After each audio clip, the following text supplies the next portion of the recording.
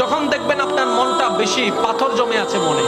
যখন আপনি দেখবেন আপনার মনে বেশি পাথর জমে আছে, আপনার দুঃখ কষ্ট বুঝার মতো কেউ নাই, আপনার চোখের মূল্যায়ন, চোখের পানির মূল্যায়ন দেওয়ার মতো কেউ নাই, আপনার দুঃখ কেউ বুঝছে না, আপনার কষ্ট কেউ বুঝতেছে না, আপনার আশে নেই, পাশে নাই,